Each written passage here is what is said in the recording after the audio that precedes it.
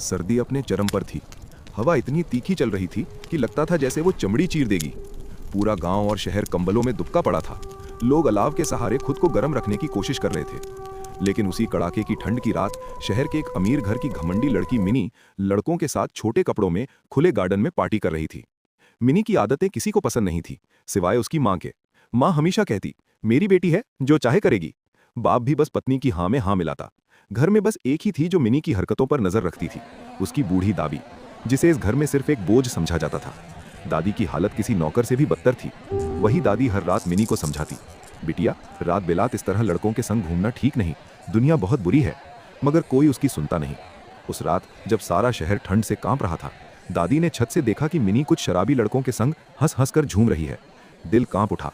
साड़ी में लिपटी बिना चप्पल की दादी तेज हवा में कांपती हुई नीचे उतरी और मिनी को रोकने पहुंची। मगर मिनी को यह बात अपनी बेइज्जती लगी। गुस्से से लाल होकर उसने दादी को सबके सामने धक्का दे दिया। फिर घसीटकर घर लाई और माँ बाप के सामने रो रोकर दादी पर झूठा इल्जाम लगा दिया। दादी ने मुझे सबके सामने मारा।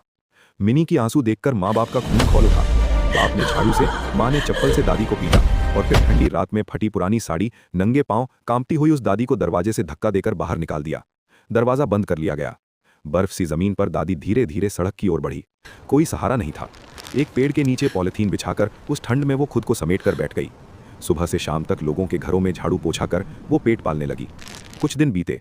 एक दिन शाम को दादी ने देखा, एक गाड़ी में वही मिनी शराब के नशे में धुत, छोटे कपड़ों में आधी बेहोश 5-6 लड़कों के साथ क्लब की ओर जा रही थी।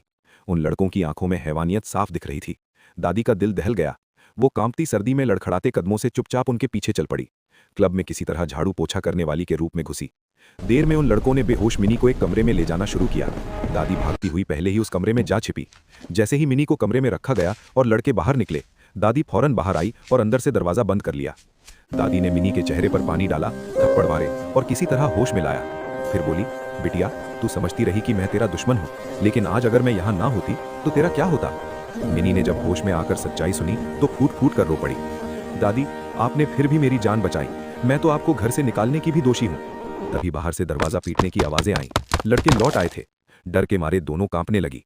खिड़की से किसी तरह कूदकर वहां से भागी और सीधे घर पहुंची। घर में घुसते ही मिनी ने सबके सामने चीख चीख कर पूरी बात बताई और दादी से लिपटकर माफी मांगने लगी। माँ बाप भी शर्म से सिर झुका बैठे। वो दादी जिसे उन्होंने ठंड में धक्के मारकर निकाला था, वही आज उनकी इकलौती बेटी की जान बचाकर लाई थी। माँ बाप दादी के पैरों में गिरकर रो पड़े। माँ, हमें माफ कर दो, हम अंधे थे। दादी की आंखों में आंसू थे, मगर दिल में कोई शिकवा नहीं था। उन्होंने सबको गले लगा लिया। उस दिन के बाद से वो घर बदल गया। अब दादी का सम्मान होता है, मिनी संयम में रहती है और माँ बाप को भी समझ आ गया, बुजुर्गों की डांट में भी छिपा होता है सच्चा प्यार और अनुभव।